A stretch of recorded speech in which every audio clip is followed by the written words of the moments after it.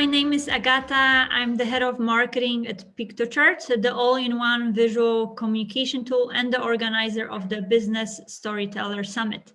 I'm excited to welcome our guest, Shlomi Ron, who will be today talking about how to bring to life your brand narrative with visual storytelling.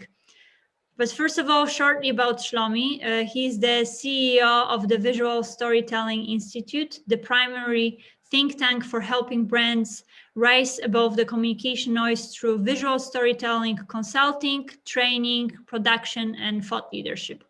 He's a digital marketing veteran with over 20 years of experience working both on the agency and brand sides for Fortune 100 and 500 brands such as Nokia, IBM, or American Express. Shlomi is also the host of the Visual Storytelling Today podcast and the author of the book Total Acuity, Tales with Marketing Morals to help you create richer visual brand stories. Welcome, Shlomi, and thank you for joining us today. Thank you so much, Agatha. It's been great to be here. I'm super excited to be part of the summit. Okay, I think we can get started. I cannot wait to see the presentation. Awesome, yeah. So since I'm wearing the visual storytelling hat, I'm using today a metaphor of as if I'm going to take you on a gallery tour or a museum, and we're going to move from one room to the other and show you different examples of major brands, how they do visual storytelling. And we're also going to talk about the basics. Sounds good? All right. What do you see here in this image? It looks like a medieval kind of a war or a battle. And you see a castle that is likely to be besieged by these different armies. And I use this image every time I start my presentations because to me, it's a great metaphor to what's going on in the marketplace today. So when you think about all the different brands that are out there, they're all using the same technology, social media. They have the same weapons, so to speak, to capture attention. The only difference these days is that also consumers have the same exact tools. So everybody has also the access to social media, Instagram, Facebook, and access to content creation tools. So the end result is crazy communication noise, and the only way to break through the clutter and really capture attention is really decided by strategy and skill, or in other words, great stories that really makes people think harder about the problem they're facing. A little bit about my story. I know Agatha just shared a few tidbits, and the big lesson from my journey is that you want to pay real attention to your side hustles, those hobbies, passions that you nursing on the sidelines, because sometimes, that's where your big story is waiting. At least that was in my journey. So on one hand, as Agatha mentioned, I have over 20 years of digital marketing experience. I primarily worked on the brand side for major brands like IBM, Nokia, American Express, and others. But all along, I was nursing my side interest in visual stories. And it kind of landed itself in two avenues. The first one was just a hobby I developed.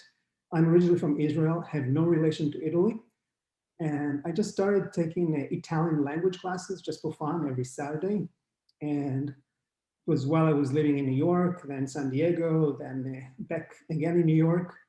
And that was in a course of 10 years, if you can imagine. So over the years, I was able to kind of advance my level and kind of ditch the textbooks and start watching classic Italian films from the 40s, 50s, 60s. And that's where I developed an interest in classic Italian cinema.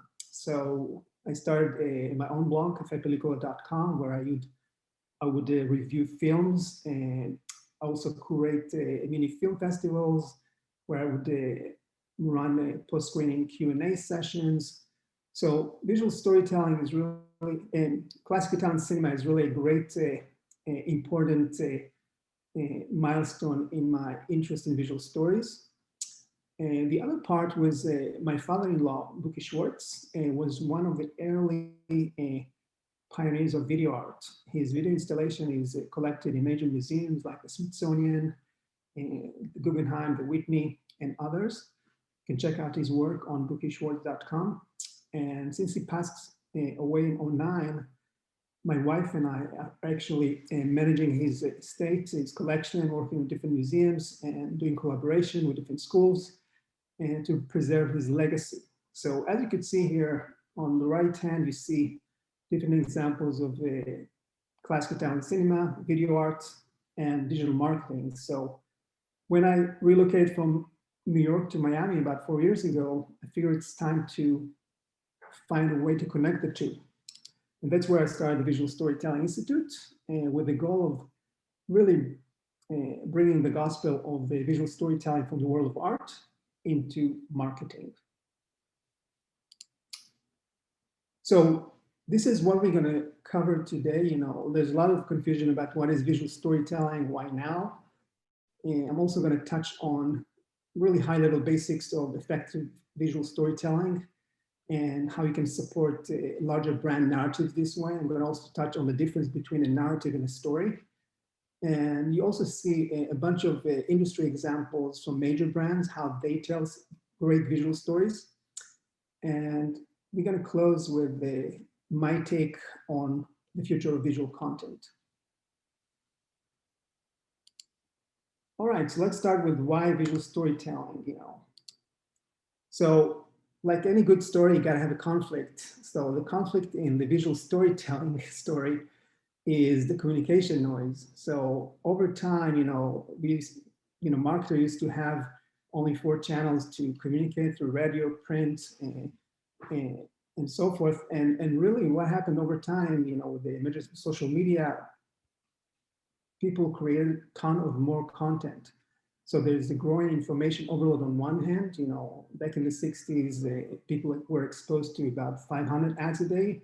Today, you know, over 5,000.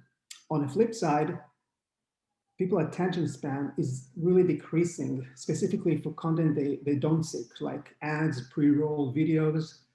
And this conflict between the growing information overload and the decreasing attention span created a major communication noise that make it super difficult for marketers or brands of any size to connect with their audiences.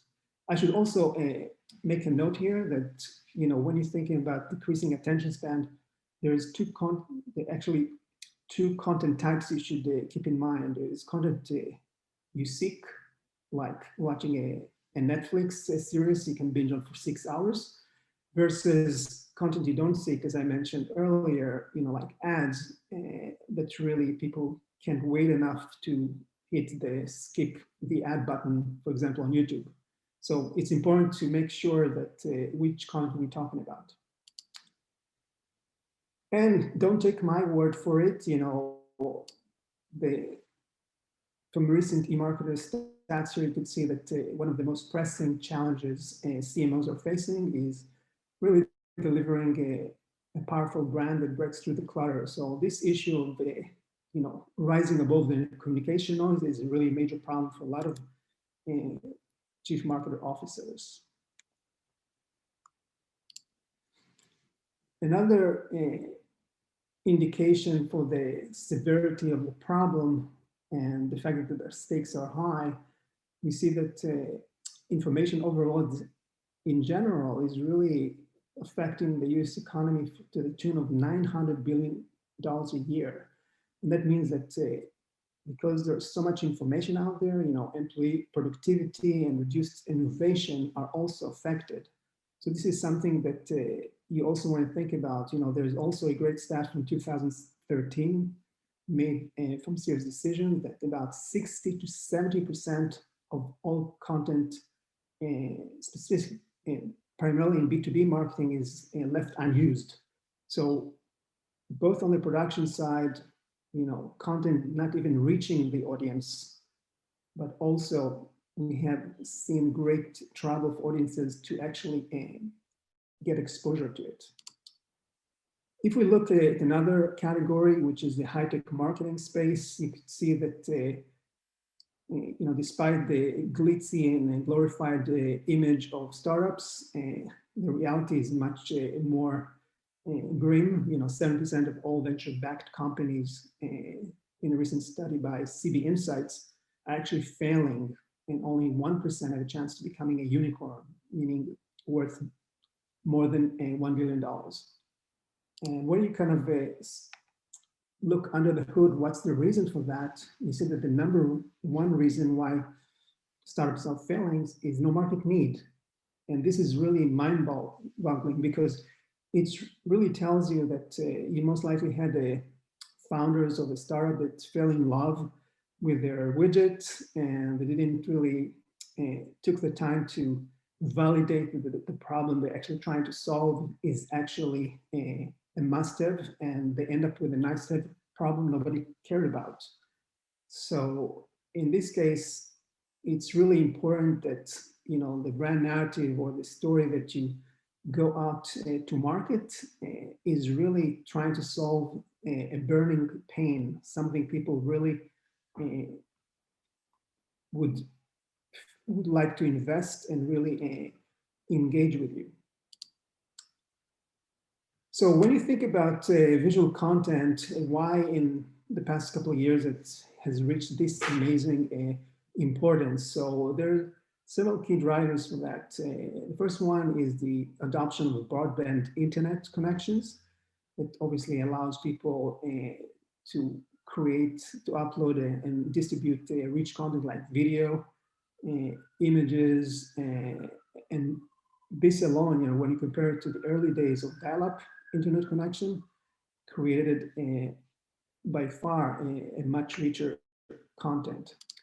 The second one is the emergence of social media. So before we had just websites, people just relied on search engines to find their content. Now with social media, you pretty much created what I call public plazas where people can congregate and meet, and there is a greater need for creating content because you get immediate gratification for the content you create, likes and other visual indicators for the success of your content with followers. It's another example. And then we started to see the adoption of mobile. So now not only you can create rich content and share it with your favorite social network, you can do that on the go. So people can actually that's actually amplified the creation of visual content and created truly an explosion in really how people express themselves. The recent driver that created also the importance for visual content is obviously the current pandemic that really pushed everybody due to social distancing to move to virtual. So now there's greater reliance on platforms like Zoom, where we are talking right now, and other virtual VR conferences and experiences. So my vision was really, about visual storytelling, that when you combine the visual with the storytelling, you get really the ultimate Trojan horse to break through the communication noise. So let's look at it. Why visual? Because we are natively wired to process visual information 60,000 times faster than text. And we remember even visual information 98%. The information that goes through our brain is actually 9% visual. And we also have the capacity to remember 80% of what we see versus lesser extent what we read or hear. And when you think about it, visual is really, you don't need any translation. When you show a picture of a cat to somebody in India versus in Canada, they both will recognize what it is, right? So that's a huge advantage compared to text. The other element is work for the benefit of visuals is the ability to create meanings by the basic visual grammar elements. So like shape of a line, colors, red versus black, they all carry different meanings. emotions, the tone, the contrast, light versus dark. These are all elements that people use in either video or images to convey different meaning just because of how they use their choice of composing the visual experience with these elements. And the other part, obviously, of visual storytelling is the story part. And storytelling has been with us from the early days when people sat around the campfire, obviously, exchanged stories, and that's how legends were passed from one generation to the other. And today, storytelling has entered a variety of fields, from entertainment, obviously, movies, theater, the arts, also politics. This right now in the US, we are during election year, so we can definitely see how different narratives and stories are constantly created. And also in marketing, how people create brand stories that support their larger brand narratives. You could see it in a variety of containers like explainer videos, presentations, infographics, and other formats. So in general, we know that people prefer 9 out of 10 to consume information-packed stories versus stats and facts.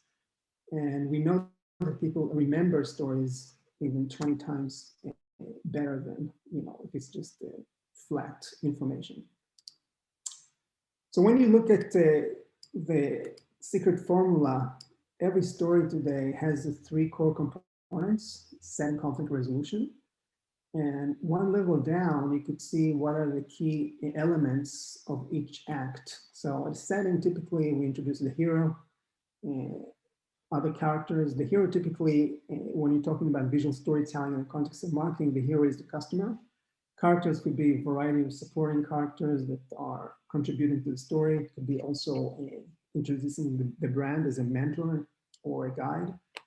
You introduce the time, the place. The inciting incident is the first negative effect that really rock the hero's world. And you gotta have a high stakes. So basically, if the hero is not really gonna win the day, something really bad is gonna happen. So you wanna have high stakes to make it more interesting. Act 2 is the conflict. So leading from the setting to the conflict, the hero is gonna experience a series of obstacles that is gonna culminate in a climax with the antagonist. The antagonist in business context can be the competition, external forces like pandemic or other internal forces. And the magical object typically is the product or the solution that the brand is bringing to the table. And after the hero is actually winning the day, then you move back to the last act, which is the resolution, and the victory, the walk home, typically it's called. And the moral is really, what is the big idea behind the story that you're trying to convey here? So this is like a general classic story structure. Obviously, you can change the order of these acts. This is like the classic way they typically appear. We also got a great scientific evidence to the power of storytelling by psychology researcher Uri Hasson from Princeton. So he discovered the effect of neural coupling. His experiment was about playing an audio of a prom night story to a group of students, and he tracked their brain activity using fMRI, and he found that students that score the highest in story comprehension, their brain activity pretty much mirrored exactly the brainwave of the storyteller. So what it means is really like, if you understand everything that I'm telling you right now, our brain activity should be pretty much mirroring each other. And not only that, in some cases, those that really were absorbed with the story, their brain activity sometimes even preceded the one of the storyteller brain activity. That means that they could even anticipate where the story is going to go. Another interesting tidbit about this experiment is that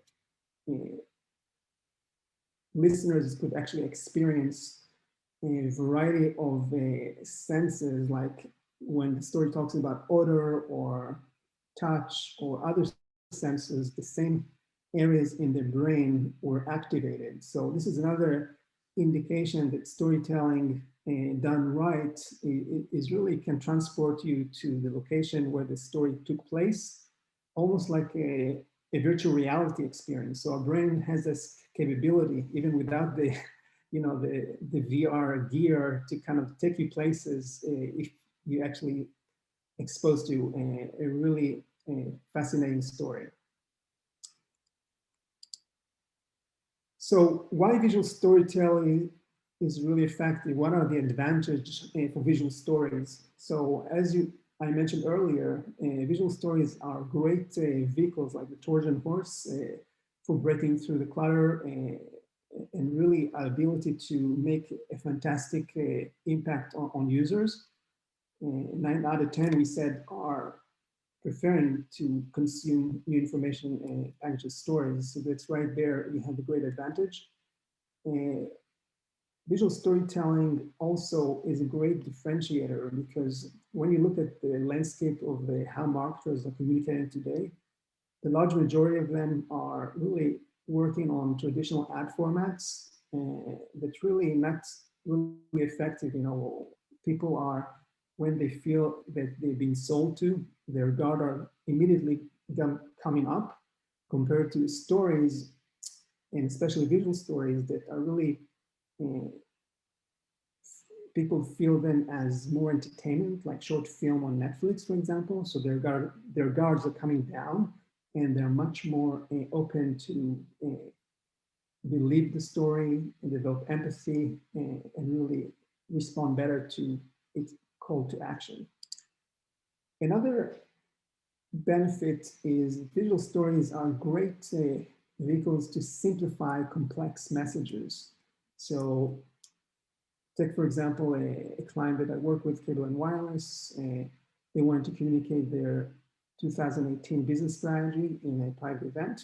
So since they operate in the Caribbean, we used a visual metaphor where we positioned their CEO as the captain of a cruise ship, and the captain is actually hopping from island to island, encountering different challenges, and discuss what is his plans for the next year. So instead of just going by an attack of bullet points, we just create a visual metaphor to convey this vision and bring to life their plans for the next year. Another aspect is visual stories really help to humanize your story. And by humanizing, I'm really talking about building trust and the ability to share imperfection, vulnerability. And that's really important in storytelling, because once you share imperfection, it's like you're telling a story to your trusted best friend, and that you can really believe you actually opening up and really sharing something really personal.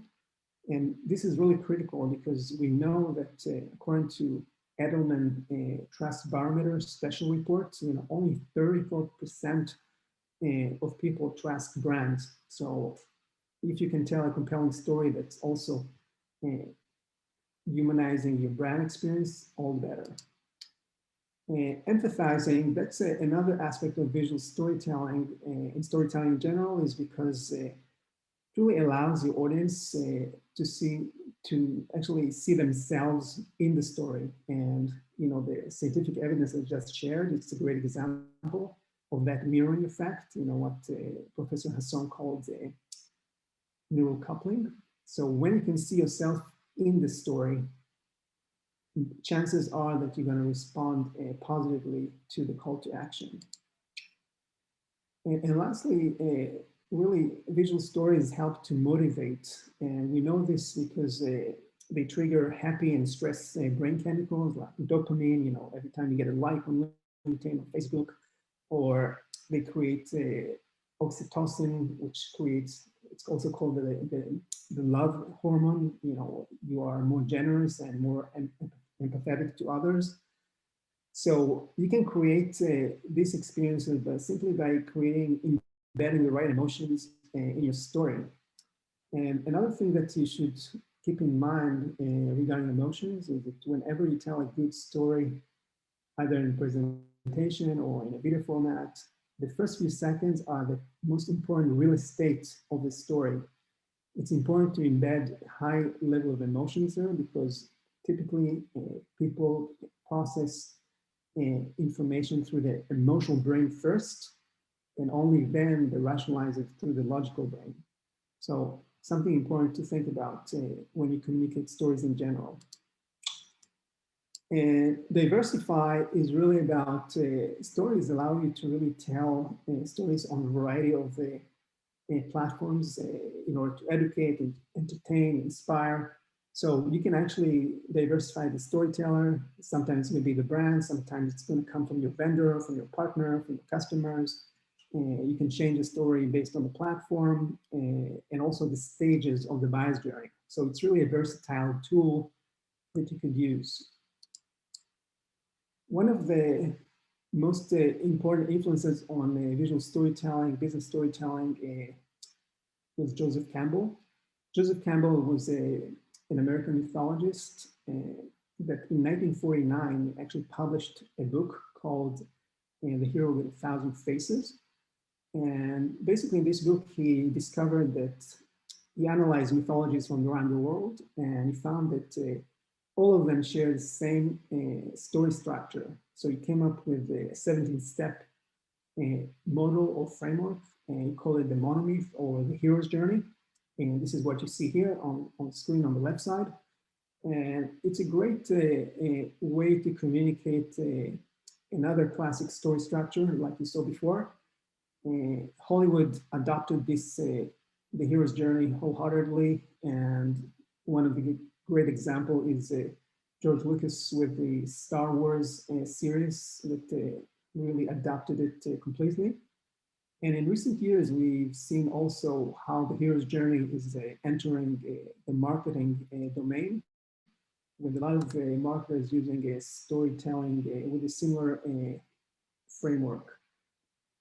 If you're interested to learn more about Joseph Campbell, there's a great documentary on YouTube, Finding Joe. So look up for that. It's a fascinating documentary about his life and his contribution. So now that you understand why visual storytelling, we talked a little bit about the two foundations, the storytelling and the visual and benefits. Let's talk about what is visual storytelling in the context of marketing. So when I started the Visual Storytelling Institute 4 years ago, I Googled visual storytelling, and I typically got references to graphic design, filmmaking, or photography. There was pretty much nothing in the context of marketing. So my mission was really to combine marketing and art, and specifically focused on visual side because of the benefits it brings to the table. And that's how I came up with this definition. So when you think about visual storytelling, it's really any marketing strategy that that carries three conditions. The first one that use in the 3-act story structure, setting, conflict, resolution. And as I mentioned earlier, it doesn't have to be in that order. And also depending the format, like images, for example. And sometimes, a few acts like the setting could be inferred. You can't really show everything in one frame. And the second condition is you placing the customer as the hero of the story. So it's not about the brand. And if you look at the history of advertising, you see that the typical ad really focus on the product and the brand in the center. So in this philosophy of visual storytelling, the brand is merely the guide or the mentor that follows the hero, the customer along the way.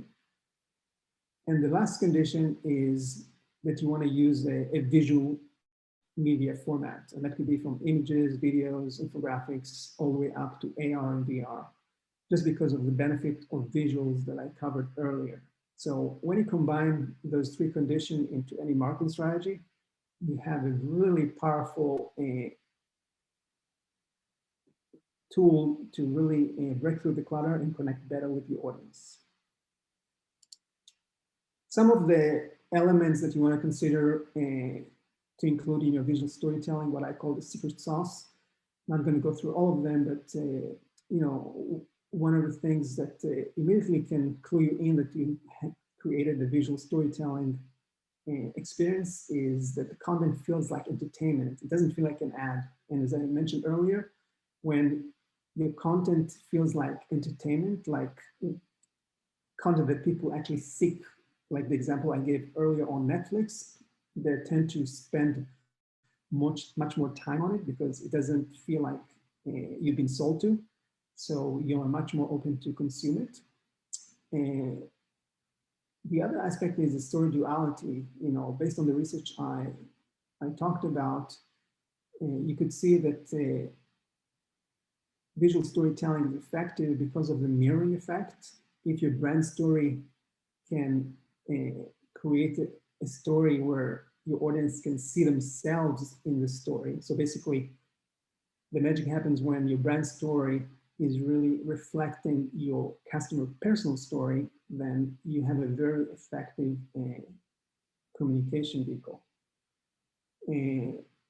Another element worth mentioning is higher purpose. Sometimes when you create a big moral with a higher purpose, like helping people, or like what Dove did in 2013 in the Dove sketches, you're much more beautiful than you think. It's much more people would relate to this message. Empowerment marketing is another important aspect. If advertising in the past, early 60s, 70s, was really using marketing as more a fear tactic. Unless you buy our product, you're not going to feel complete. Visual storytelling is taking another tack, and it's about empowering the customer. So, and the last one I'd like to mention is really sharing the vulnerability. I talked about it. You know, when you use imperfections, it's really humanizing your story and your brand, and people tend to believe it more. So these are some ingredients you want to think about when you create visual storytelling. How the ecosystem of visual storytelling look like. In broad strokes, you can categorize it in three areas. First one is story making. This is really when you create this brand strategy. So market research is a first important step. Creating buyer personas, the story development. Sometimes you'll find it with the consultants that are responsible for culture design in organizations. Different aspects of visual grammar that would affect the story, buyer's journey, and so forth. So those people here are either market researchers or brand strategists. The story visualizing category is more about the actual production of the story by bringing it to life with the visual format through videos, images, infographics, and others. And the last part is really the storytelling, really how can you communicate those stories across channels. So here you have a variety of distributions like social networks, calendaring, digital signage, variety of formats for where people can actually consume those stories. So if I need to summarize, story making is really, the main question is really answering why my audience should care.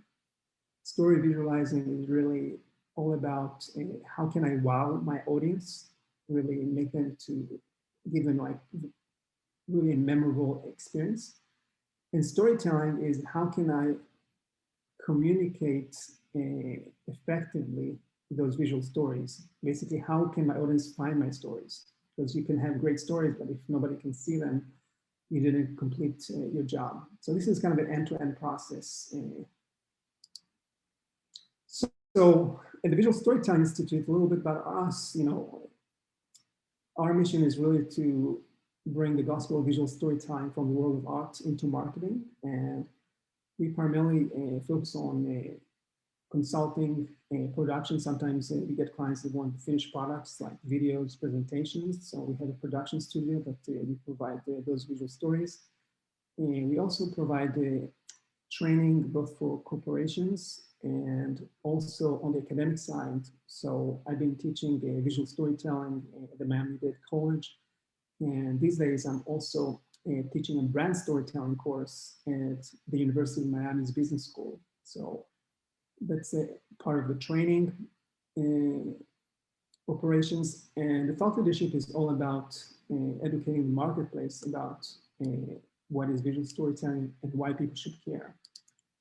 Some of the brands that we work with, and this is how we educate the thought leadership, how we educate the marketplace. So as Agda mentioned, I'm hosting for the past 3 years the Visual Storytelling Today podcast, where I talk to different experts, and it's an audio, video, and blog post. So it's really kind of a multi-channel. The blog has been an explosion with content. So if you Google today visual storytelling, you're likely going to end up seeing the VSI, the blog's content, specifically an article I wrote about 4 years ago, What is Visual Storytelling? Which is really a great avenue for organic traffic to our website.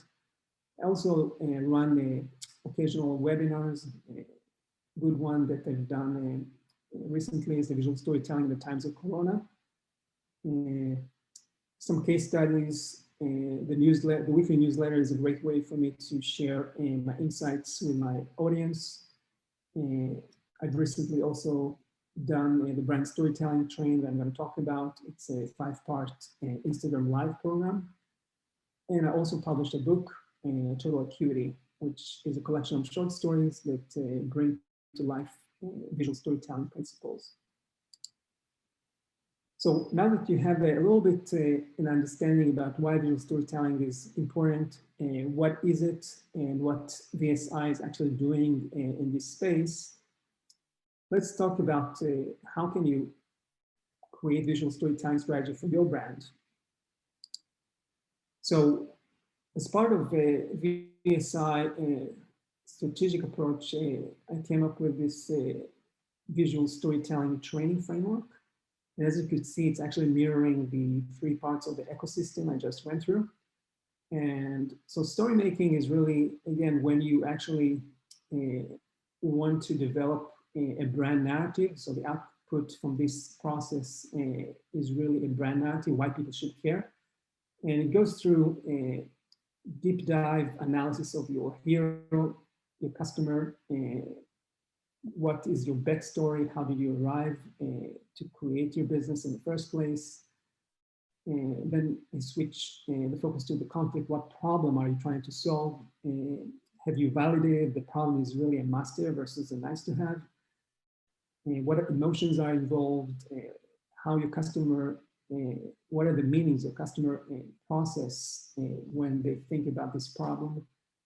And then the resolution is all about the focus on you as the brand, what brand archetype you represent, what are your brand assets look like, or experience, tone of voice, and then talking about your solution. What are really the benefits and rewards from using your solution? And as I said, the output from this process, it's 10-step process, is the brand narrative, which is really a short statement that really give the overall theme and brand promise for everything that you do. So with the brand narrative, you move to the story visualizing, which is really all about bringing to life the narrative with the really independent stories, visual stories that serve as proof points to the larger brand narrative. So here you start with the content planning and developing your content strategy. Then you move to the actual creation and the production of the stories and the editing. So the output from story visualizing is visual stories that could be videos, images, infographics, things you could actually can ready to share with the outer world. And the last part is the storytelling that is really the marketing arm of this framework. And on the strategy, it's all about creating a marketing dashboard with your targets. And the engagement, it's about populating all these visual stories we created in an editorial calendar and really assigning people to different tasks around that, and then the engagement, the actual execution, and the reporting and optimizing at the end. So again, to summarize, story making is the brand strategy, story visualizing is the production, and storytelling is the marketing side. So it's really an end-to-end process. So if you start at the top with the story making, there's a lot of confusion about what is the difference between story and narrative. People use them interchangeably, and it's important to realize the difference. So the easiest way for me to explain the difference is if you refer back to your childhood, you know, when you played with connect the dots games. And in this case, every dot that you see here is really represented as story. And it's only when you connect all the dots together that you get the narrative, like the larger meaning of the individual stories. In this case, is the digit 2. So in this case, a narrative is really working almost like a GPS and providing the direction or the overall theme and promise of what your brand would like to provide customers. And the stories, every individual stories is really following that direction and provide a proof point or validation to the larger narrative. Here's some examples of how major brands are using brand narrative statements. Burger King, for example, good food first. So to communicate their commitment to healthy ingredients. Patagonia, we're in business to save our home planet, their commitment to the environment. And you can see other examples here. So including BSI, which is really all about a short statement that convey the brand promise for the future, how the customer experience should be felt and thought about. So when you think about, now that you understand a little bit about brand narrative statements, how this really connects to connecting effectively with audiences.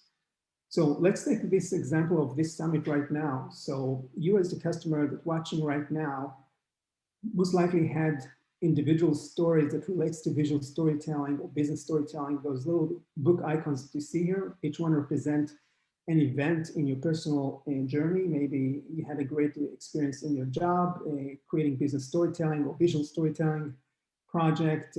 Maybe you're just starting out and you had a conversation with a colleague that you should definitely check out this summit. All these individual events were actually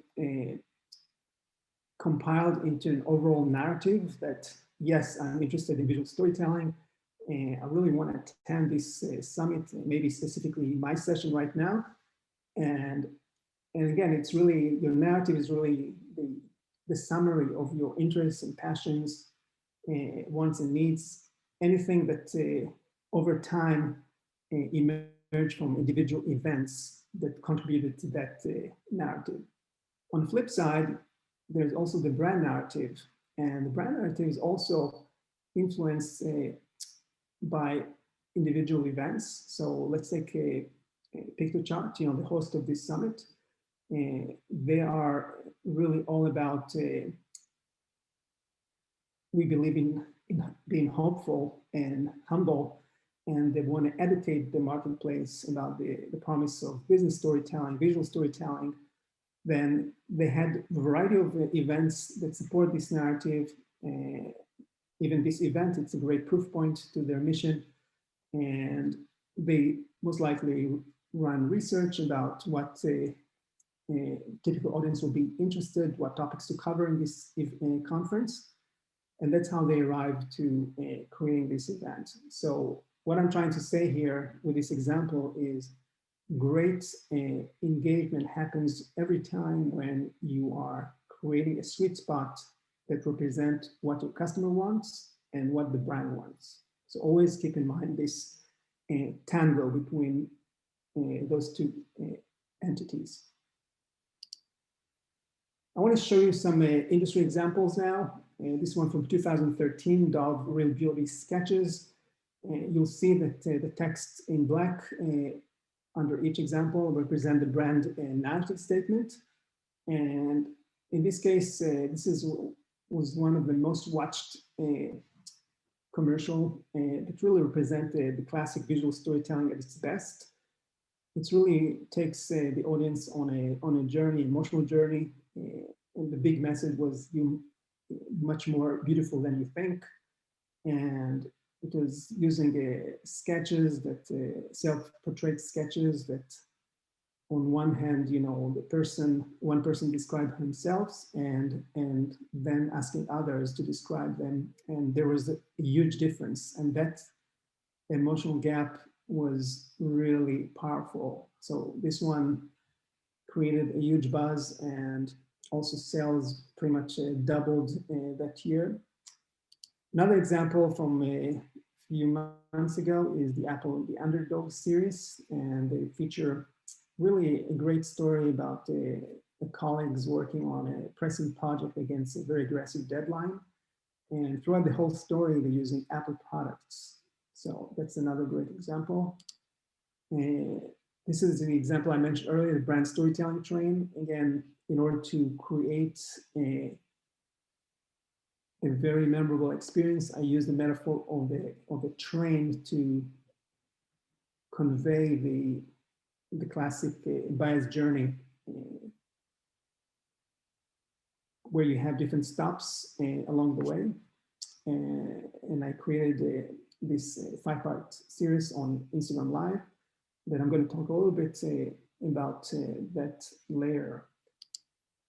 Another great example coming from Sandy Hook Promise. It's a nonprofit organization that really was created after the mass shooting in Newtown, Connecticut in 2012. So this is a great example of how you can educate people about how to pay attention to violence clues early on. So instead of just saying it, they actually create a story. So by showing versus telling, the result is super impactful.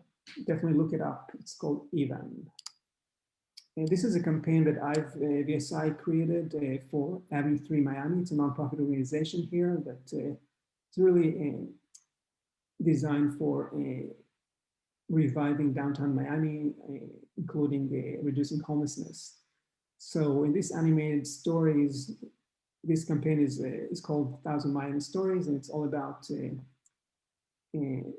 featuring Manuel's story, a homeless person, how his journey kind of got transformed by working with Avenue 3 Miami. So again, it's about showing a personal story, including imperfections, vulnerability, in order to bring out a larger message. This is the brand storytelling train I mentioned. So again, when you're creating a visual storytelling strategy, once you create your brand narrative, it's important to start thinking about where do you want to place your story in the different stages of the buyer's journey. So I created this 5-part Instagram Live program where every week on Friday I would cover different story types you can tell at each stage of the buyer's journey. So you could see, for example, on the attract at the top of the funnel, you know, the brand is interested in generating awareness and capturing attention, but you're going to be dealing with a stranger at this point, and the attention span is very narrow. So all they care about is, why should I care? This is their primary question. So you could see that some types of the stories you can tell at this stage. And once you get their attention, maybe they click into your website, then your job is to engage them. And at the consideration stage, their primary question is, cool, you know, tell me more about what spiked my attention at the awareness stage, right? So you're dealing typically with visitors, and you want to capture their attention or information as well, either through some landing pages, forums, maybe gated content like ebook, white papers. And once you capture the information, then your sales team most likely is following up with them and trying to qualify the lead and really try to convert them. So at the decision stage is really, you're dealing with leads and all they care about is you want them to justify the buy, so you need to give them stories that can really support why they should care. And then you move to the convert, and these are all elements of stories you can tell at the convert. And then the last part, actually before the last one, the adoption, your goal as a brand is to delight your customers and new customers. It's the onboarding and how do I get value faster from your product. So that's what you do at the adoption, stories of how-tos, teach them how to use the product, for example. And the last part is about empowering your happy customers. They've been with you for a while and you want to really tell stories that could really help them spread the word on your behalf. So you're dealing with advocates at this stage. I should say one thing here, obviously, as much as we all want to have the buyer's journey sequential, typically people could skip steps, especially if you get a very strong recommendation from your uncle about buying a product. You can strictly skip the awareness and consideration and go directly to the decision stage, right? And so this is something that happens all the time. People jump steps, but the important message here is that you need to be ready with the right story at the right stage to make sense for the customer. When you're developing your story and the story visualizing, you also want to think about different story structures. There are a variety of them. Here are just three. Sparklines is really about starting with describing the status quo, and then you kind of switch to how the future could look like with your solution, and you kind of go back and forth between the two, and then finish up with a new bliss, the rosy future with the product adopted. So this is a very classic story structure. Another one which was used at the Sandhill Promise story was false start.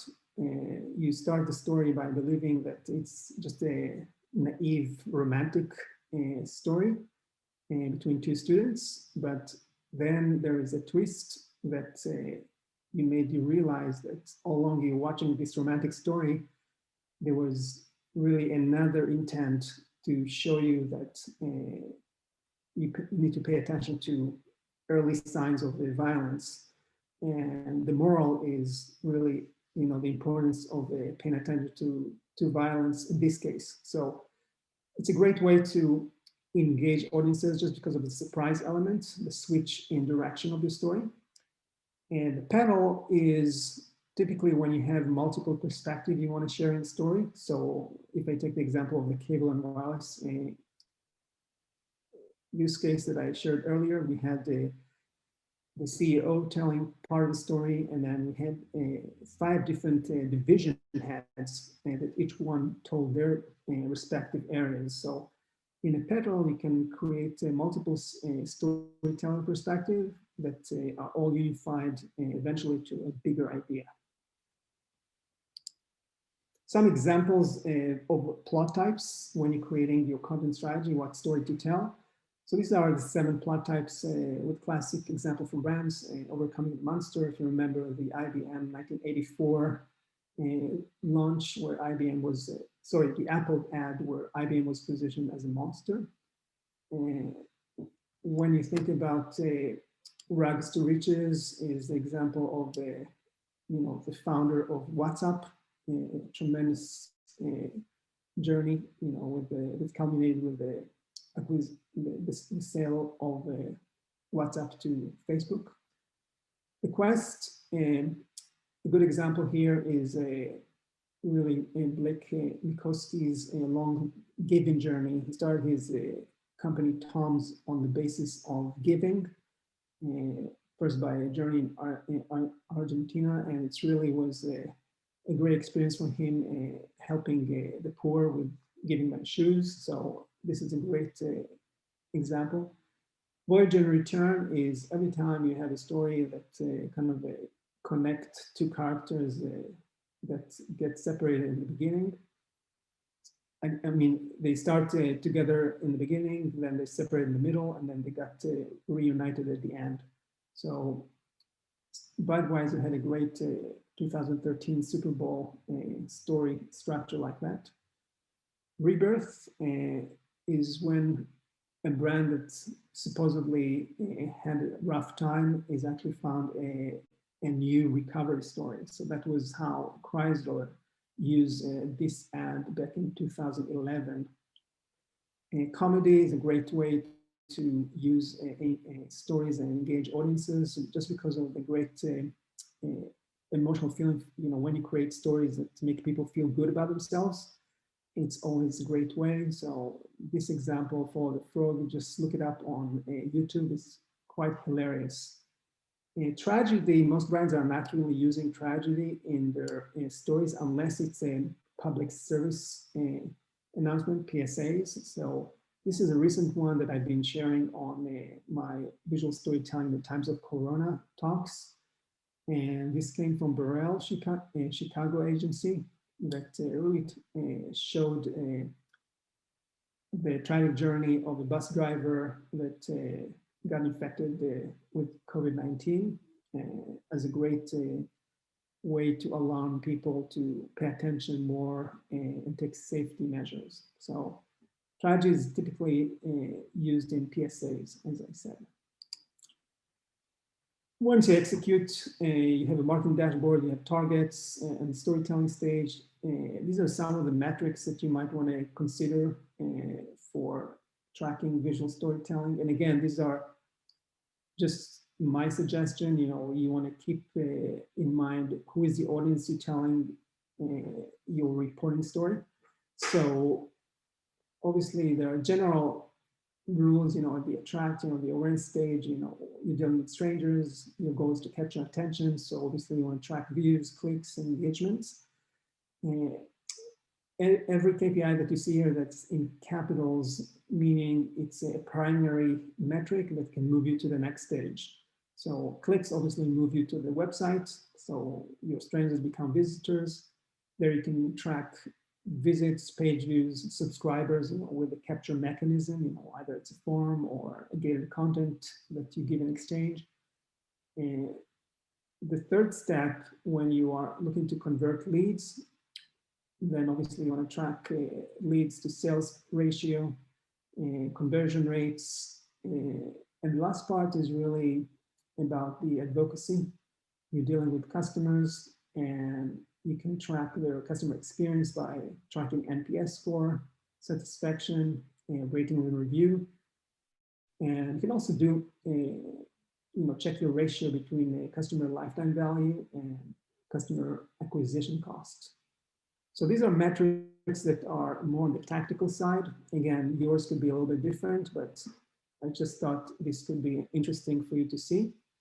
There's also strategic KPIs you might consider that really has to do with the story culture in your organization. So you could put a target, for example, for X% lift in story creation volume. So if you want to involve your employees to share your stories, you can track, how many employees, what is the percentage of employees that are actually sharing stories.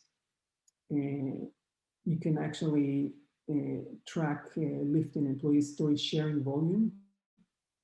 So that's another metric.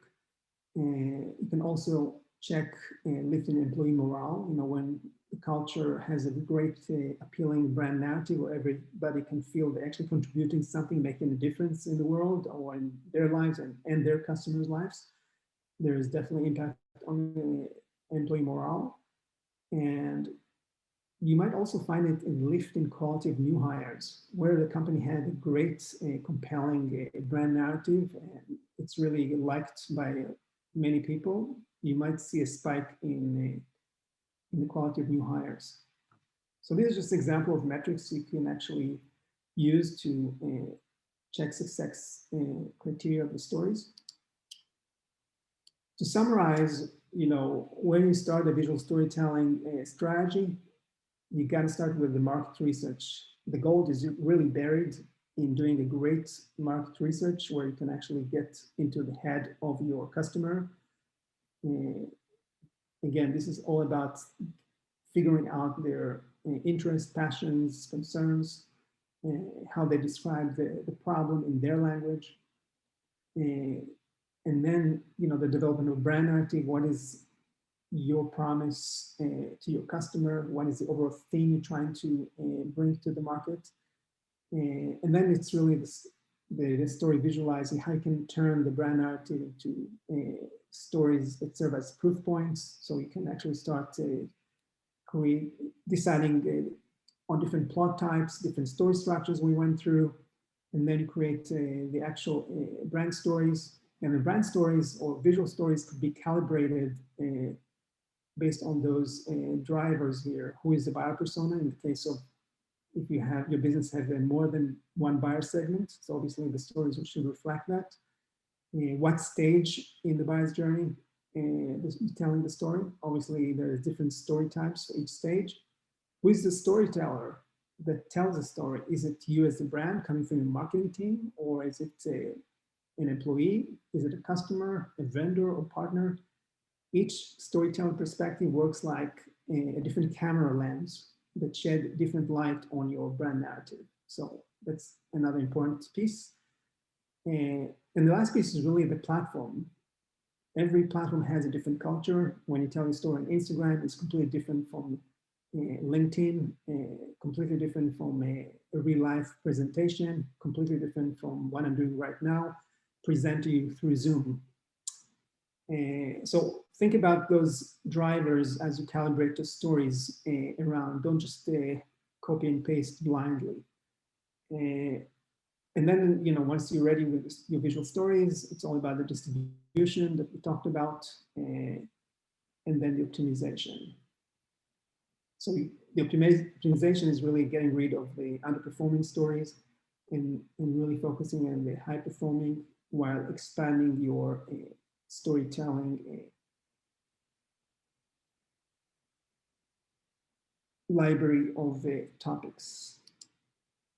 So now that we've went through the entire journey of why visual storytelling, what is it? We saw some examples, and I went through the basics of how you can create visual storytelling strategy to support your brand strategy. I want to kind of finish up by talking a little bit about what's next for visual content. So we can head now to my forecast room in this gallery tour. And this is where I keep all my crystal balls to forecast the future, of course. So again, it's broken by the 3 core categories. And first one is brand narrative. So unfortunately today, most marketers are not really paying attention to creating stories that are calibrated around a brand narrative. So they typically work on a spray and pray mode. And I think that's something that more marketing needs to pay attention to. And especially these days where, again, people are bombarded with information. Diversify, and diversity is really important because future stories will allow audiences to experience a story not just from the marketing, from the brand perspective. They could pretty much move from the character perspective, the customer perspective, and any element in the story. So that's where I see another development in how people could experience stories by just moving from one perspective to the other. Crisis storytelling is really also important, especially in the past couple of months. We all experienced a pandemic, and there's also social injustice during summer. These are 2 examples of external crises and how brands actually had to really cope and handle their messaging during that period. Obviously, there's internal crises as well, like financial, organizational, and others. So the big lesson from crisis storytelling is that brands should prepare their playbooks ahead of time, be very transparent. And one of the most important messages that we hear is that audiences don't care about ads, they're looking for actions. things that really could make a difference in their lives. Because their needs have changed, so brand needs to reflect that. On the story visualizing front, one of the important developments is, if early on I said that the general thinking is that because of the communication noise, people's attention span is very narrow. This is true typically for the top of the funnel, and that would require you to create short visual stories. It's not really true. We also found from great research that long form visual stories, like what Google defined as any video story that is longer than 10 minutes, are also effective. That could be effective both on the top of the funnel and the middle of the funnel. They work because you have more time to communicate emotionally with your audience. And this is something that I actually discussed recently on the Visual Storytelling Today podcast, where I talked with Nina Jacobsen, the CEO of Bytes.com. It's a company based in Copenhagen, Denmark. And they pretty much created a platform that works almost like a Netflix, but just for long form visual stories. So it's a great way for you to kind of learn a little bit about why long form visual stories are effective. So you should definitely mix short and long form in your marketing strategy. Short form, definitely if you're doing event announcements, or you're doing any sales pitches that you need to catch your attention fast, but also pay attention to long form. There is definitely great benefit to that. A good example for long form you could see on there's for the 7th anniversary of the Land Rover, they did a documentary films that really describe the West Bengal rural remote village, how they using their classic Land Rovers for survival. You could also check Charles Schwab films. They use a lot of brand documentary. There's really a bunch of them. Patagonia is using the documentary style for environment films. So long form is really something you should definitely consider as well. Virtual, as we all know, we're currently still in the conflict stage of the pandemic story. So most people, because of social distancing, are moving virtually, all their meetings, like what we do right now. So Zoom and other virtual platform becomes going to become very important in the coming, at least in the next 2 to 3 years. So great developments. We start seeing a kind of mid-range executions like Reno that kind of try to, it's kind of the next level up from Zoom with more kind of look and feel of the actual virtual conference. And the next level up, which is 6Connects, which is really almost like a virtual conference on steroids. Immersive storytelling, this is really where it's very interesting. The latest stat from Statista talks about by 2023, $20.8 billion going to be invested in AR and VR. And the top 3 segments you should pay attention to is training, gaming, and video viewing. So if that relates to your space and you can take advantage of it, definitely explore it, because this is really the ultimate visual storytelling experience where you can create a complete world that really emulates physical realities. The last category is storytelling, which is really the marketing arm. How can you communicate visual stories more effectively? So in the future, I think that we're going to see more custom tailored stories that are really based on big data, machine learning. So actually customizing the story to the specific user, and not the segment, the user, based on their historical data and their stage of the buyer's journey and the specific platform they are consuming. So more customization, almost like a custom tailored suit. Fake storytelling, that's another problem we're all facing right now. If you've seen today you can actually create deepfake videos. You can replace both visuals of famous people. You can replace audio of their voices or change, different languages. It's really scary. Misinformation, disinformation is really rampant right now, and I think more changes will have to take place either on the regulation side or the education of audiences, how to detect fake storytelling. Good example is Facebook. In previous month used, they actually found out that some accounts were actually automated bots that generated content as if they are real people. So all this phenomenon would need to be either better regulated or having audiences being given better tools like badges or other indicator that a content or a story is really questionable. And lastly, I project that we'll see new distribution models. So if in the past 15 years, social networks pretty much reigned, and typically they copycat each other, the same customer experience, news feeds, likes, Snapchat started creating stories, and all of a sudden Facebook picked it up, Instagram, and as of course 2 weeks ago, I think LinkedIn just adopted stories. So I think we're going to get into social networking fatigue, and there's going to be a new need for a new distribution model that's is really, especially going back to the previous point of fake storytelling. I think new distribution model will have to emerge. I don't know what they are yet, but something for you also to think about.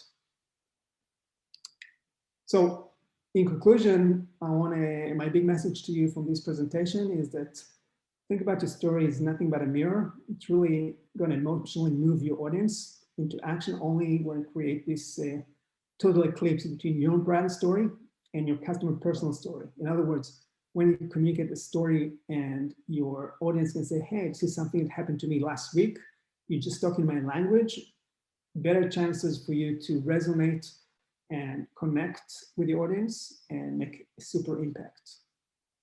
So if you want to stay in touch with me, you can check me out on LinkedIn, also through my email address. You can also check out my book, Total Acuity, and I'll be more than happy to answer any questions you might have.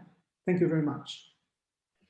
Thank you, Shlomi, so much. So many amazing insights that you have shared. And we ran a bit out of time, so we will not get a chance to ask questions. But I think it's great as well that you shared here your email address and LinkedIn. So I think maybe someone has additional questions or would want to maybe collaborate with you on their visual brand storytelling, they could reach out to you over LinkedIn or email. For me, the big learning is as well remembering that you have to mirror as well your customer, and that your customer should be the hero of your story, because I feel that a lot of brands sometimes forget about it, and they want to put themselves as the hero there, and exactly. That's probably a big learning, always think that it should be your customer. So thank you so much for this and for your time. Yeah, I had a lot of fun. Thank you for having me. Bye. Bye.